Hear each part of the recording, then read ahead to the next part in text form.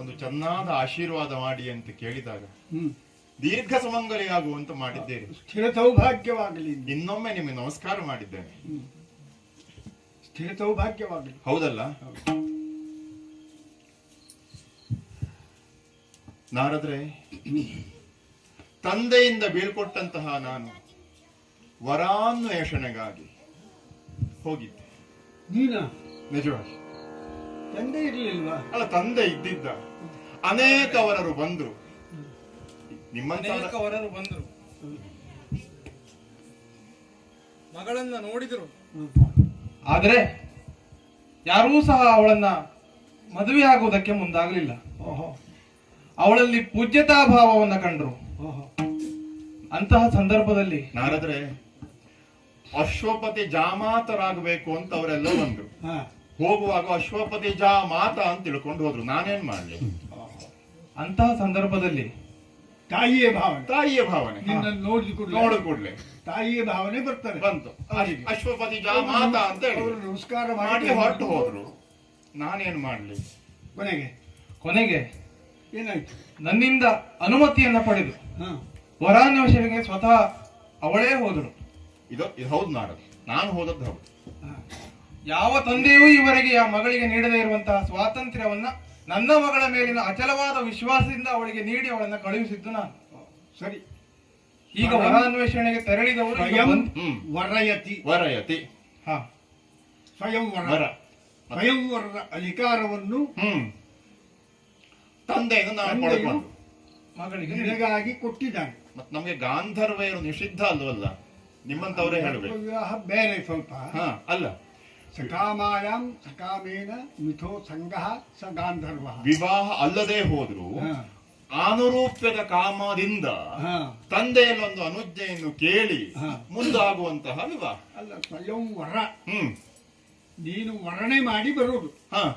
ಆಮೇಲೆ ಅಪ್ಪನಿಗೆ ಒಪ್ಪಿಗೆ ಆದರೆ ಅವನಿಗೆ ದಾರ ಎರೆದು ಕೊಡುವುದು ಅಲ್ವಾ? ಸ್ವಯಂವರದ ಪದ್ಧತಿ ಅದು. ಹಾಗೆ ಹೋದಂತಹ ಮಗಳು ಈಗ ದೇವವಿವಾಹ. ಸ್ವಯಂವರ ಏನಿದೆ ಅದು ದೇವ ವಿವಾಹ. ಸರಿ, ಕ್ಷತ್ರಿಯರ ವಿವಾಹ ಹೌದು ನೀನು ಹೇಳಿದ್ದು. ಆದ್ರೆ ಅದು ಇಬ್ಬರಿಗೂ ಕಾಮೋತ್ಥಾಪನೆಯಾಗಿರ್ಬೇಕು. ಇವಳಿಗೆ ಅವ ಬೇಕು, ಅವನಿಗೆ ಇವಳು ಬೇಕು. ಪರಸ್ಪರ. ನಾರದ್ರೆ, ಕೇವಲ ದೈಹಿಕವಾದಂತಹ ಕಾಮ ಅಲ್ವಲ್ಲ, ತದ್ ಭಿನ್ನವಾದಂತಹ ಕಾಮ ಇದ್ರೂ ಅದು ಆಗಬಹುದು. ಆದ್ದರಿಂದ ಸ್ವಯಂವರಕ್ಕಾಗಿ ದೇಶಾಂತರಕ್ಕೆ ಹೋದಂತಹ ನಾನು ಈಗ ಬಂದಿದ್ದಾಳೆ. ಅಲ್ಲಿ ಏನು ನಡೆಯಿತು ಎಂಬುದನ್ನು ಅವಳ ಮಾತಿನಲ್ಲೇ ಕೇಳೋಣ. ಕೇಳಬೇಕು. ಸ್ವಯಂವರ ಒಬ್ಬನನ್ನು ನೋಡಿ ಬಂದಿದ್ದೇನೆ. ಯಾರು? ವರಗಾಗಿ ಹೋಗಿ ಬಂದೆ,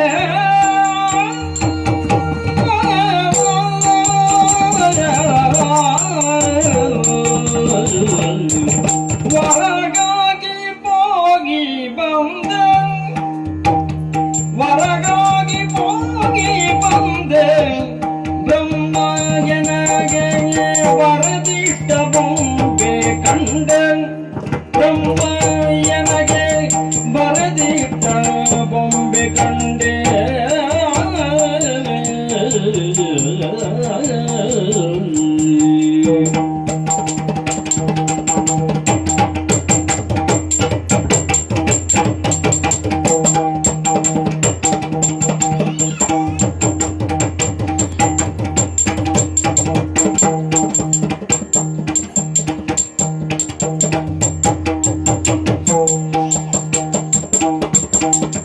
ಮೆರೆವ ಕೋಕಿಲೆಯ ರಂಜಿಸುವ ವಸಂತನ,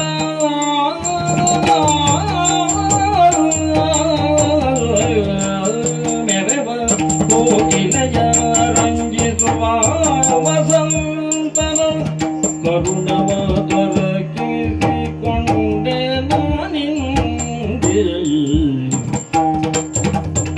ಮೆರೆವ ಕೋಕಿಲೆಯ ರಂಜಿಸುವ ವಸಂತನ, ಕರುಣವ ದೊರಕಿಸಿಕೊಂಡೆ ನಾನಿಂದೆ.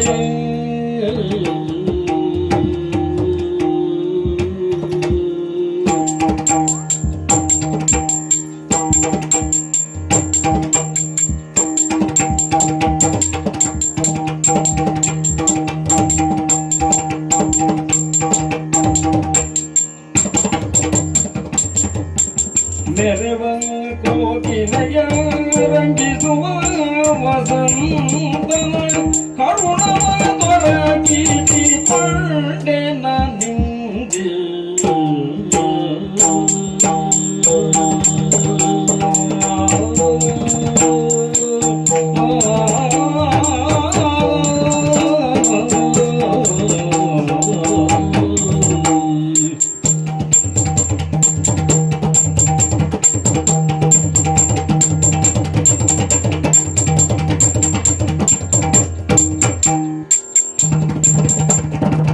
ಮೆರವ ಕೋಗಿಲೆಯ ರಂಜಿಸುವ ವಸಂತನ ಕರುಣವ ದೊರಕಿಸಿಕೊಂಡೆ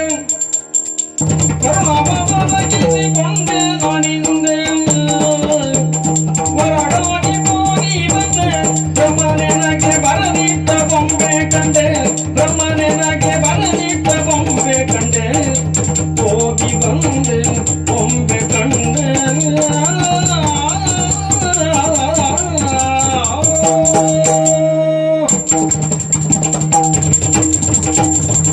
ನಾರದರೆ ತಂದೆಯಿಂದ ಅಪ್ಪಣೆಯನ್ನು ಪಡೆದು ದೇಶಾಂತರಕ್ಕೆ ಹೋದಂತಹ ನಾನು ಅರಣ್ಯದಲ್ಲಿ ಆರಣ್ಯಕನಾಗಿರುವಂತಹ ಆರಣ್ಯಕ ಸಂಸ್ಕೃತಿಯಿಂದ ಕೂಡಿರುವಂತಹ ಸಾಲ್ವ ದೇಶದ ದ್ಯುಮತ್ಸೇನನ ಮಗನಾದಂತಹ ಸತ್ಯವಾನನನ್ನು ಕಂಡೆ.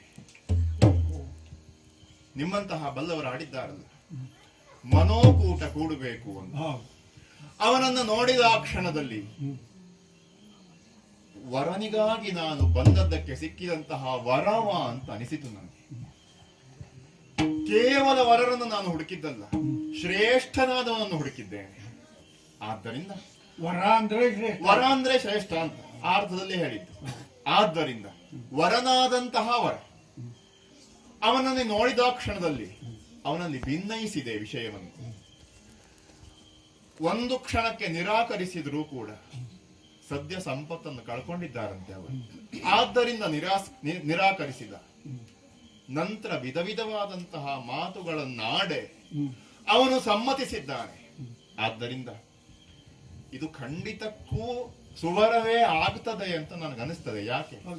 ನಿಮ್ಮಂತಹ ತಪಸ್ವಿಗಳು ಇಲ್ಲಿಗೆ ಬಂದಾಗ ನಿಮ್ಮ ಮುಂದೆ ತಂದೆಯಲ್ಲಿ ನಾನು ಹೇಳ್ತಾ ಇದ್ದೇನೆ, ಸಿಕ್ಕಿದ ವರ ಸಾವಿತ್ರಿಗೆ ಸಿಕ್ಕ ವರ ಅಂತ ನಾನು ಭಾವಿಸಿದ್ದೇನೆ. ನಾನಾದ್ರೆ ಹೆಚ್ಚಕ್ಕೆ ನೀವು ಆಶೀರ್ವಾದ ಬೇರೆ ಮಾಡಿದ್ದೀರಿ, ಆಶೀರ್ವಾದ ಮಾಡಿ ಆಗಿದೆ, ಹೌದಲ್ಲ? ಆದ್ದರಿಂದ ನಿಮ್ಮ ಮುಂದೆ ತಂದೆಯಲ್ಲಿ ಇದನ್ನ ಭಿನ್ನಯಿಸಿಕೊಡ್ತೇನೆ. ಮಗಳೇ, ಅಂತೂ ನನ್ನ ಸಮಸ್ಯೆಗೆ ಒಂದು ಪರಿಹಾರ ಸಿಕ್ಕಿತು, ಹೌದಲ್ಲ?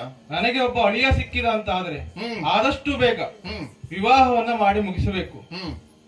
ನಾರದರ ಆಗಮನದಿಂದಾಗಿ ಇಂಥದ್ದೊಂದು ಶುಭವಾರ್ತೆ ನಮ್ಮ ಪಾಲಿಗೆ ಬಂತಲ್ಲ. ನಾರದರೆ, ಮಗಳ ಆಯ್ಕೆಯ ಬಗ್ಗೆ ನಿಮ್ಮದಾದಂತಹ ಮಾತುಗಳು ಬೇಕು. ಮಹಾರಾಜ, ನಿನಗೆ ಅಳಿಯನಾಗುವವ ಸತ್ಯವಾನ ಹೆಸರು.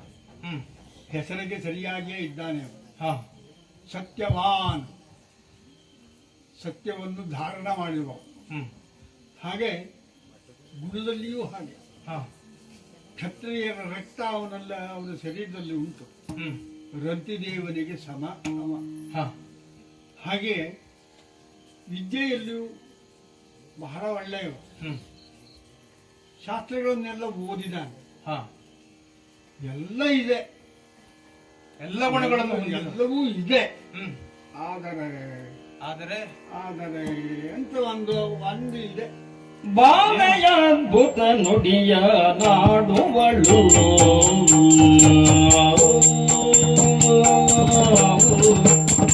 ಬಾಲೆಯ ಅದ್ಭುತ ನುಡಿಯ ನಾಡುವಳು, ನೃಪ ನಿನ್ನ ಮಗಳು ಬಾಳ ಬರಹಕ್ಕೆ ಹಾಸ ಬೀರುವಳು.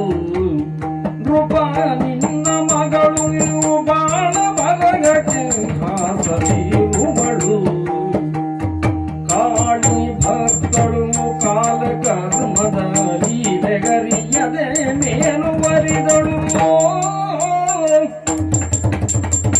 ಕಾಳಿ ಭಕ್ತಳು ಕಾಲ ಕರ್ಮದ ಲೀಲೆಯರಿಯದೆ ಮೇಲುವರಿದಳು.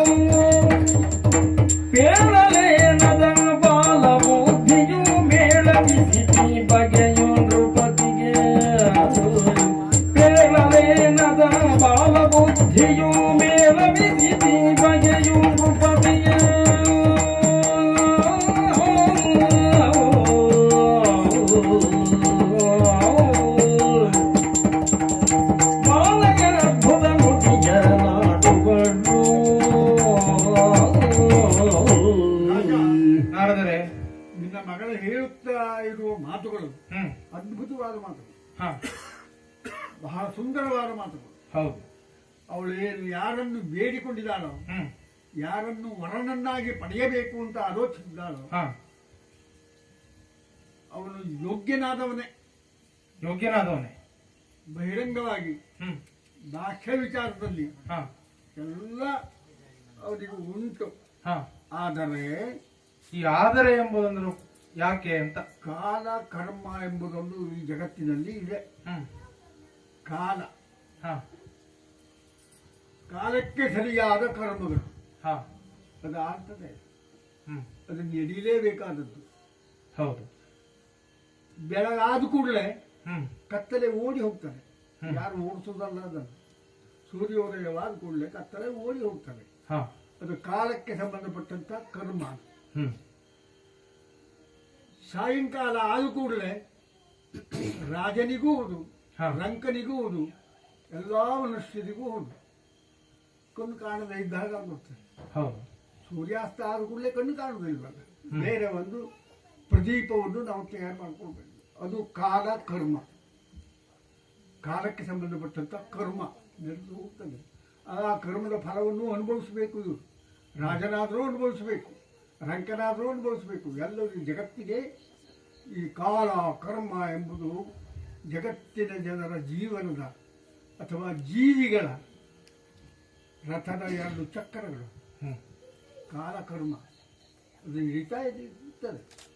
ಇದನ್ನು ತಿಳ್ಕೊಳ್ಳುವವರಿಗೆ ಬುದ್ಧಿವಂತರು ಅಂತ ಹೇಳ್ತಾರೆ. ನಿನ್ನ ಮಗಳು ಬುದ್ಧಿವಂತರು ಅಲ್ಲ ಅಂತ ನಾವು ಹೇಳುವುದಿಲ್ಲ. ಶಾಸ್ತ್ರ ಓದಿದವಳೆ ಹೌದು, ನಿನ್ನ ಮಗಳಪ್ಪ, ಸೂರ್ಯನ ವರಪ್ರಸಾದದಿಂದ ಹುಟ್ಟಿದವಳು ಹೌದು. ಆದರೆ ಯಾಕೋ ಅವಳ ಪ್ರಾರಬ್ಧವೇ ಆಗಿದೆಯೋ ಏನಾಯ್ತು, ಕಾಲಕರ್ಮದ ಗತಿಯನ್ನು ತಿಳಿಯಲಾರದೆ ಒಬ್ಬನನ್ನ ವರ್ಷಿ ಬಂದಳಲ್ಲ, ಅವರ ಪರಿಸ್ಥಿತಿ ಏನು ಗೊತ್ತಿದೆಯಾ? ಏನಾಯ್ತು? ಎಲ್ಲ ಇದೆ. ಆದರೆ ಇನ್ನು 1 ವರ್ಷ ಅವ ಉಳಿದುಕೊಳ್ತಾನೆ. 1 ವರ್ಷ ಆಯುಷ್ಯ ದೇವನಿಗೆ. 1 ವರ್ಷ. 1 ವರ್ಷ. ಯಾವ ಈ ಆಷಾಢ ಶುದ್ಧ ಹುಣ್ಣಿಮೆ ಇವತ್ತು ಅಲ್ವಾ? ಇನ್ನು ಮುಂದೆ ಆಷಾಢ ಶುದ್ಧ ಹುಣ್ಣಿಮೆ ದಿವಸ ಅವನು ಸಾಯ್ತಾನೆ. ನಾರದರೆ ಅದರಿಂದ ಇದನ್ನು ತಿಳ್ಕೊಳ್ಳದೆ ಎಡವಿದಳು. ಕಾಲ ಕರ್ಮದ ಗತಿ ಅದು ಗೊತ್ತಾಗೋದಿಲ್ವಲ್ಲ. ಇಲ್ಲ, ಅದು ಭಗವಂತನಿಗೂ ಗೊತ್ತಾಗೋದಿಲ್ಲ, ನಮ್ಮಂಥವರಿಗೆ ಗೊತ್ತಾಗೋದಿಲ್ಲ, ನಿಧಾನ ಹೇಗೆ ಗೊತ್ತಾಗುತ್ತೆ. ಅದರಿಂದ ಇದನ್ನು ತಪ್ಪಿಸಿಕೊಳ್ಳಿಕ್ಕೆ ಸಾಧ್ಯ ಉಂಟಲ್ಲ. ಹೌದು, ಇನ್ನು ವಿವಾಹ ಆಗ್ಲಿಲ್ವಲ್ಲ, ಬೇರೆಯವರನ್ನು ಹುಡುಕಿ ಮದುವೆ ಮಾಡಬೇಕು. ಮಗಳೇ, ಅಪ್ಪ ನೀನು ಆರಿಸಿ ಬಂದಂತಹ ವರ ಇನ್ನು 1 ವರ್ಷ ಮಾತ್ರ ಆಯುಷನ್ನ ಹೊಂದಿದ್ದಾನೆ ಎಂಬಲ್ಲಿಗೆ ಇನ್ನು ವಿವಾಹವಂತೂ ಆಗಲಿಲ್ಲ. ಇಲ್ಲ, ಹಾಗಾಗಿ ನೀನು ಮನಸ್ಸು ಬದಲಿಸುವುದು ಒಳಿತು ಅಂತ ನಾನು ಹೇಳುವುದು. ಅಪ್ಪ ಏನ ಹೇಳ್ತೀರಿ ನೀವು? ಪ್ರೇಮ ಮೂರ್ತಿಯ ಹೃತ್ಪೀಠದೊಳು ಸ್ಥಾಪಿಸುತ್ತಾತ್ಮ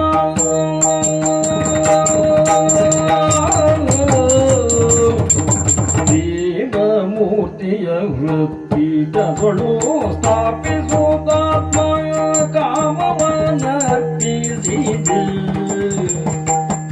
ಆತ್ಮ ಕಾಮವನರ್ಪಿಸಿದ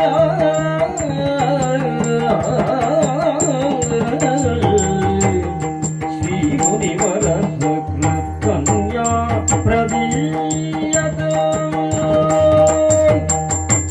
ಶ್ರೀ ಮುನಿವರ ಕನ್ಯಾ ಪ್ರದೀಯತ ನೇಮೀಸೋದೆ.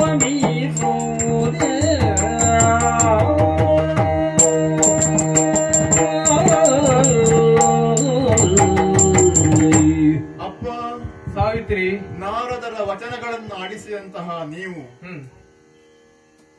ವರನನ್ನು ಬೇರೆ ಮಾಡು ಅಂತ ಹೇಳ್ತಿದ್ದೀರಿ. ಹೌದು, ಅಂದ್ರೆ ಅವ ಶ್ರೇಷ್ಠನಲ್ಲ. ಯಾಕೆ? ಆಯಸ್ಸು ಕಡಿಮೆ ಅವನಿಗೆ. ಹೌದು, ನಾರದರಂತಹ ಶ್ರೇಷ್ಠರು ಬಂದು ಸಕಾಲದಲ್ಲಿ ನಮಗೆ ಈ ಸೂಚನೆಯನ್ನ ನೀಡದೇ ಇದ್ರೆ ನಮಗೆ ಈ ವಿಷಯದ ಅರಿವಾಗುತ್ತಿರ್ಲಿಲ್ಲ. ಅಪ್ಪ, ಯಾವ ನಾರದರು ನಿನಗೆ ಸೂಚನೆಯನ್ನು ನೀಡಿದ್ದಾರ ಅದೇ ನಾರದರು ಹಾ ನಾನು ಸತ್ಯವಾನನನ್ನು ಕಂಡು ಬಂದಿದ್ದೇನೆ ಅನ್ನುವಾಗ ದೀರ್ಘ ಸುಮಂಗಲಿ ಆಗುವಂತ ಆಶೀರ್ವಾದ ಮಾಡ್ಲಿಲ್ವೇ ಅಪ್ಪ? ಹೌದು. ಅಪ್ಪ ಕೇವಲ ನಾರದರಲ್ಲ, ಹ್ಮ್ ಅವರಿಗೆ ಪರಾನುಗ್ರಹ ಕಾಂಕ್ಷೆ ಎಂಬುದೇ ತಪಸ್ಸು. ಹಾ ಸ್ವಹಿತಕಾಂಕ್ಷೆ ಏನೂ ಇಲ್ಲದೆ ಹೌದು. ಲೋಕವನ್ನೇ ತನ್ನ ಮನೆ ಅಂತ ತಿಳ್ಕೊಂಡು ಹ್ಮ್. ಇಷ್ಟೊಂದು ತಪಸ್ಸಿನ ಕಾಯಕವನ್ನು ಮಾಡ್ತಾರೆ. ಹ್ಮ್ ಸಾಗರವನ್ನು ಸುತ್ತುವರಿದಂತಹ ಈ ಭೂಮಿಯಿಂದ ಹಾ ಕ್ಷೀರಸಾಗರವನ್ನು ಸುತ್ತುವರಿದಂತಹ ವೈಕುಂಠದವರೆಗೆ ಅವರಿಗೆ ಮುಕ್ತ ಪ್ರವೇಶ ಉಂಟು. ಹೌದು. ಅಂತಹ ನಾರದರು ನನ್ನನ್ನು ದೀರ್ಘ ಸುಮಂಗಲಿಯಾಗುವಂತ ಹರಸಿದರೆ ಹ್ಮ್ ಹೇಗೆ ಅವನಿಗೆ 1 ವರ್ಷ ಆಯಸ್ಸಿರುತ್ತದೆ ಹೇಳಿ? ಯಾಕೆ ಹೇಳ್ತೇನೆ? ಹ್ಮ್ ಮಾತುಂಟು ಪ್ರಪಂಚದಲ್ಲಿ, ಲೌಕಿಕಾನಾಂ ಹಿ ಸಾಧೂನಾಂ ಅರ್ಥಂ ವಾಗನು ವರ್ತತೆ, ಹ್ಮ್ ಋಷೀಣಾಂ ಪುನರಾಧ್ಯಾನಾಂ ವಾಚಮರ್ಥೋನುಧಾವತಿ ಅಂತ ಹೇಳಿದ್ದಾರೆ. ನಾವೆಲ್ಲ ಲೌಕಿಕರು, ಈ ಲೋಕದಲ್ಲಿ ಬದುಕುವವರು. ಹ್ಮ್ ಒಂದು ವಾಕ್ಯವನ್ನಾಡುವಾಗ ಅರ್ಥಗಳೆಲ್ಲ ಹೇಗುಂಟು ಅಂತ ನೋಡಿ ನಾವು ಮಾತಾಡಬೇಕು, ನಮ್ಮ ಪರಿಸ್ಥಿತಿಯಲ್ಲಿ. ಹೌದು. ಆದರೆ ನಾರದರು ಹಾಗಲ್ವಲ್ಲ, ಋಷಿಗಳು ಅವರು. ಹ್ಮ್ ಋಷಿಗಳು ಒಂದು ಮಾತನ್ನು ಆಡಿದ್ರೆ ಅರ್ಥವೇ ಮಾತನ್ನು ಅನುಸರಿಸ್ತದೆ. ಹಾ ಆದ್ದರಿಂದ ಅಂತಹ ನಾರದರ ಬಾಯಲ್ಲಿ ಮಗಳೇ ನೀನು ದೀರ್ಘ ಸುಮಂಗಲಿಯಾಗುವಂತ ಆಶೀರ್ವಾದದ ವಾಕ್ಯ ಒಂದು ಬಂದಿದೆ ಅಂತಾದ್ರೆ ಖಂಡಿತಕ್ಕೂ ನನಗೆ ಅದು ಸಿದ್ಧಿಸ್ತದೆ ಎನ್ನುವಂತಹ ವಿಶ್ವಾಸ ಉಂಟು ಅಪ್ಪ. ಮತ್ತೆ ಇನ್ನೊಂದು, ಇಂತಹ ಜ್ಞಾನಿಗಳೇ ಆಡಿದ್ದಾರೆ. ಹಾ ಸಕೃದಂಶೋ ನಿಪತತಿ. ಹ್ಮ್ ಅಂಶ ಅಂದ್ರೆ ವಿಭಾಗ ಅಂತರ್ಥ. ಹಾ ಬೃಹತ್ತಾದಂತಹ ವಸ್ತುವಿನಿಂದ ವಿಭಕ್ತವಾಗಿ ಒಂದು ತುಂಡು ಬೀಳುವಾಗ ಒಂದೇ ಸರಿ ಬೀಳುವುದು. ಹ್ಮ್ ಮರದಿಂದ ಬಿದ್ದಂತಹ ಹಣ್ಣು ಒಂದೇ ಸರಿ ಬೀಳುತ್ತದೆ. ಹೌದು. ಸಕೃತ್ ಕನ್ಯಾ ಪ್ರದೀಯತೆ. ಕನ್ಯಾದಾನ ಎಂಬುದು ಒಂದೇ ಬಾರಿ ಮಾಡಲ್ಪಡುತ್ತದೆ. ಹ್ಮ್ ದದಾಮೀತಿ ವದತಿ ಸಕೃತ್. ಹಾ ನಾನು ಇದನ್ನು ಕೊಡಬೇಕು ಅಂತ ಆತ ಒಂದೇ ಬಾರಿ ಹೇಳುವುದು. ತ್ರೀಣ್ಯೇತಾನಿ ಸಕೃತ್ ಸಕೃತ್. ಸಜ್ಜನರ ವಿಷಯದಲ್ಲಿ ಈ 3 ವಿಷಯಗಳು ಒಮ್ಮೆ ಮಾತ್ರ ಆಗುತ್ತವೆ. ಹ್ಮ್ ಅಂತಹ ವಿಬುಧರಾಡಿದ್ದಾರೆ. ಕರ್ಮ ಎಲ್ಲಿಂದ ಆರಂಭ ಆಗ್ತದೆ ಅಂತ ಕೇಳಿದ್ರೆ ಸಂಕಲ್ಪದಿಂದ ಕರ್ಮ ಆರಂಭ ಆಗ್ತದೆ ಅಂತ ಹೇಳಿದ್ದಾರೆ. ಹಾ ಅಪ್ಪ, ನಾನು ಅವನನ್ನು ವರಿಸುವಂತಹ ಸಂಕಲ್ಪ ಮಾಡಿದ್ದೇನೆ.